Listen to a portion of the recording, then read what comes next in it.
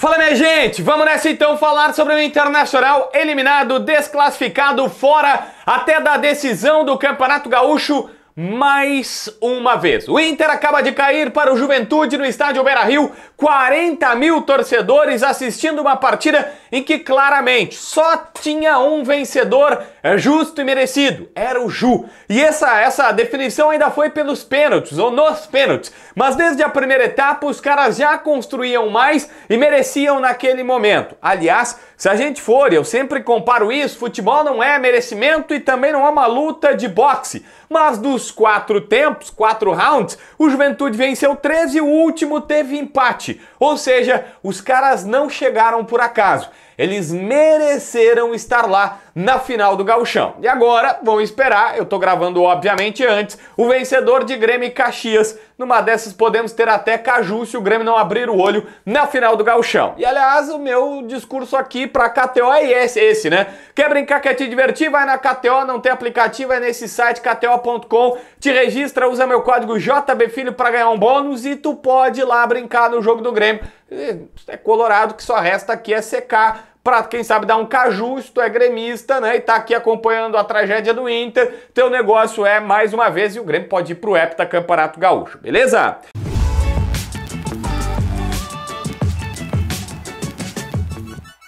Gente, vamos lá.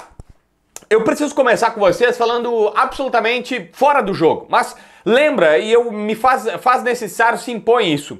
Lembra quando o Kudê deu uma entrevista e que ele disse assim, eu preciso dar um recado para a torcida colorada, não consumam merda. Lembra quando ele falou isso? E ele falou contextualizando, que é um direito dele, dicas de passagem, falando o seguinte, olha, eu tenho acompanhado a imprensa e tem muita merda saindo por aí, eu digo pro torcedor, não consuma essa situação. E vários torcedores começaram a fazer meme, tem boné disso, camiseta, tudo bem, a torcida pode fazer isso. Mas a verdade é que virou uma chatice. Qualquer notícia que tu dava do Inter, boa ou ruim, tu chegava e dizia assim, olha só, é isso que está acontecendo. Às vezes vinha do próprio clube a informação e os caras começavam a dizer isso, olha, não consumam merda, não consumam merda.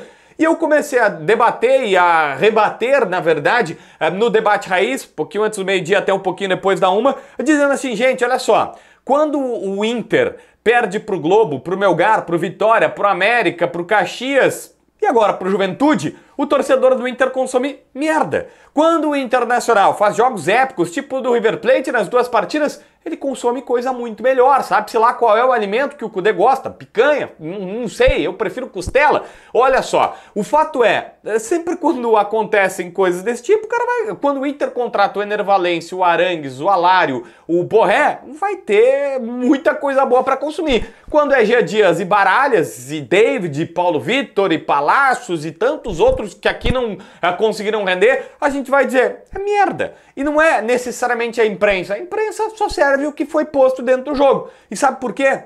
Hoje, o torcedor do Inter vai consumir merda. Sabe por quê, senhor Kudê? Porque o Inter apresentou merda para esse torcedor.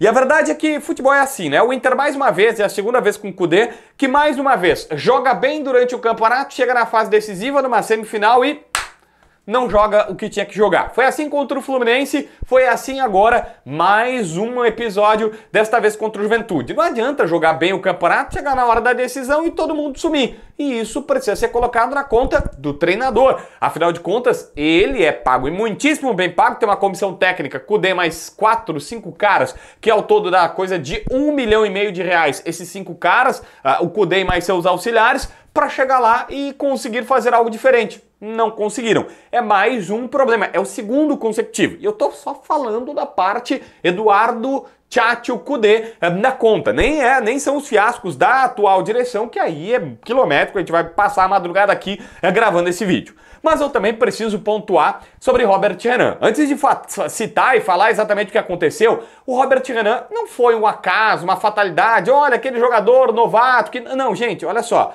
Robert Renan veio para um contrato com o Inter, é muito bom zagueiro, na teoria ele pode ser até titular, poderia ser até titular pela bola que tem, esse cara que vai jogar na Europa e faz se dar bem na carreira porque futebol ele tem, se ele mudar uma questão. Não foi por acaso, não foi assim, pô, do nada o cara fez, não, todo mundo tava falando na imprensa, essa imprensa que às vezes é acusada de trazer coisas ruins, a gente tava dizendo, olha, ele tá enfeitado. Eu e o Baldasso no Debate Raiz falamos isso mais de uma vez, dizendo assim, ele tá querendo sair jogando, eu sei que o Kudê privilegia isso, mas às vezes tu precisa fazer o simples, tu não precisa do passe rebuscado, tu não precisa fazer todo aquele gestual para sair jogando, tu pode sair jogando melhor. Então quando o cara vai lá e bate um pênalti de cavadinha, não foi uma situação de olha, que surpresa, ninguém imaginava uma situação dessa. Não, todo mundo imaginava que uma hora ou outra, talvez não num pênalti, mas em cima projetava o seguinte, olha, vai dar BO, esse cara vai acabar errando uma situação de saída de jogo, ele vai estar comprometendo uma partida, e vamos lá, aconteceu o pior que poderia ter acontecido. E na real, vamos lá, né? O Juventude mereceu. Se a gente for no geral, assim, foram 4 tempos, o Juventude foi melhor em 3. Melhor em 3.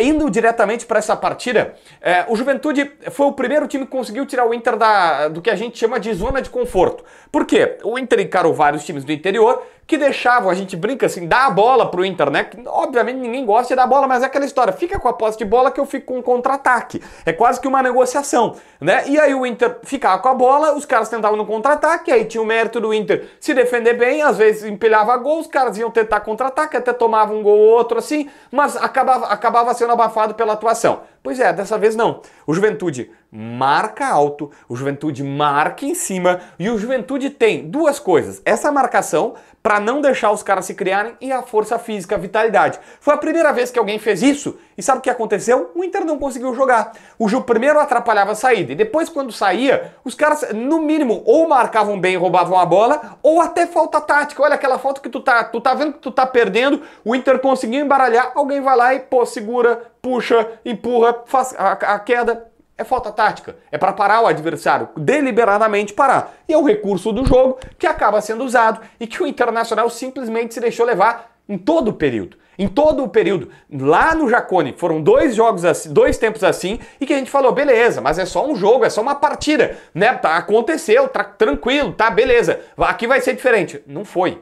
Não foi. De novo, o Roger Machado com ampla superioridade em cima do Kudê. E a verdade é que o Kudê com a mão parada, olhando, no máximo conversando às vezes com o Lúcio Gonzalez, e a gente dizia assim, será que esse cara não vai conseguir fazer nada? E eu vou na ideia do conseguir, porque eu não consigo acreditar que o Kudê ficou olhando o primeiro tempo todo e sem fazer nada, apenas dizendo...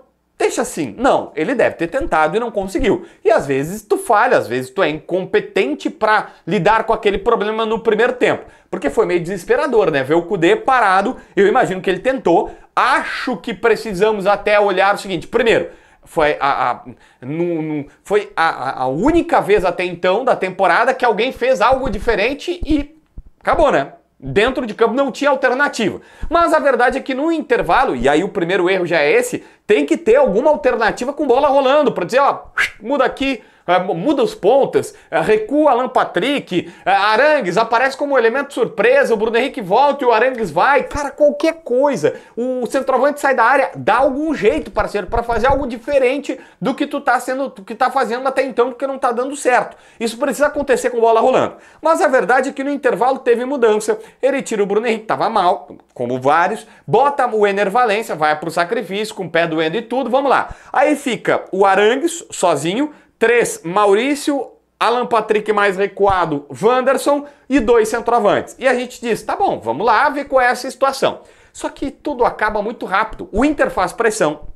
O Inter consegue abafar a Juventude, obviamente tem mais time que o Ju, ninguém aqui é louco, insano de achar isso, mas assim, consegue um gol no mérito do Inter. E eu vou colocar aqui uma situação, eu sei que agora é difícil para o torcedor raciocinar, mas já vem acontecendo há um bom tempo essa jogada, que é escanteio ou falta lateral, o Inter e muda, tá? Não é sempre a mesma movimentação que aí ficaria fácil para marcar. O Inter consegue, ou às vezes faz um escanteio curto, que passa por 2, 3, vem o cruzamento, ou às vezes, nesse caso, a bola foi lá para a intermediária, o Arangues dá a cavadinha, o René. Eu até acho que o goleiro, o Gabriel deles, falhou, tá? Ele podia ter defendido. Se fosse um goleiro do Inter, a gente já tá berrando aqui. Mas o fato é, o Inter faz o gol principalmente porque tem trabalho, porque tem aí alguma novidade do técnico Eduardo Cudê. Beleza, ali eu imaginei, tá bom, acabou, né? O Inter vai virar, tem muito tempo e o gol parecia maduro. Quando um cara que teve uma atuação desastrosa foi muito mal, que é o Maurício. Gente, não tem o que falar. Mas o Nenê é meio culpado. O Nenê fez coisa para amarelo. E aí, a experiência, né? O Maurício tenta ser malandro com o Nenê e o Nenê é muito mais malandro, porque o Maurício tenta empurrar o Nenê para tirar o Nenê do sério. Quem tira o Maurício do sério é o Nenê. O Maurício tenta primeiro dar por cima, depois dar por baixo. Mas não pegou em cheio. Sim, se pega, o Nenê tava de cadeiras de rodas. Então assim, velho, não tem o que discutir. Tentar agredir, tentar dar soco, tentar dar pancada no parceiro de trabalho é rua, é cartão vermelho. E aí o Inter desmorona. Por isso que eu tô dizendo, 3 tempos do Ju, os 2 lá e um aqui do primeiro tempo. Na segunda etapa o Inter até ensaiou ser melhor por minutos. Quando empata, ia virar, só que o Maurício estraga tudo. E aí o jogo ficou assim, vamos acabar e vamos ir pros pênaltis. Quando nos pênaltis, o castigo. Não, o mercado perder é do jogo. O mercado perdeu. Rocher pega um pênalti, o mercado perde outro, bate na trave, bateu, né? Como.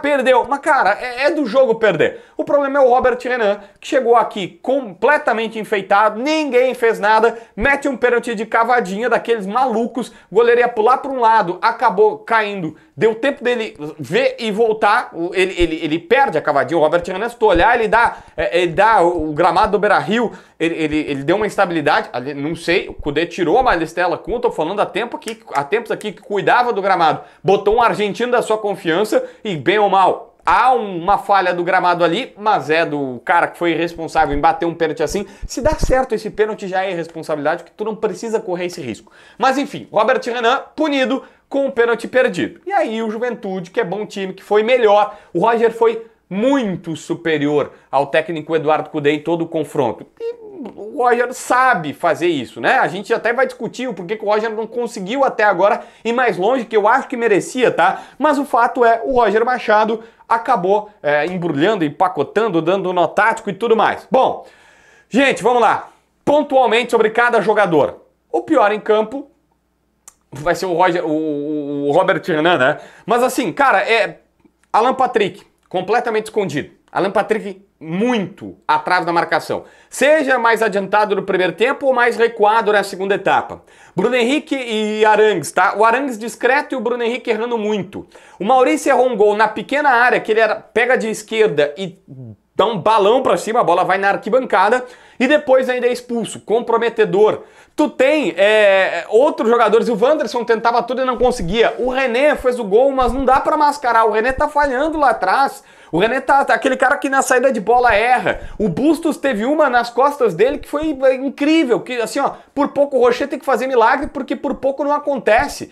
Sabe? Tipo, várias outras situações. Então, assim, tem o René, tem o Bustos, o Vitão, a falha do Vitão, o Vitão tem uma falha clamorosa. É um escanteio dos caras e o Vitão, cara, ele não sobe com o cara. Ele até tenta atrapalhar, porque às vezes quando tu não consegue subir, tu tenta atrapalhar. Mas o Vitão fica embaixo e o cara, de Vitão não teve nada, né?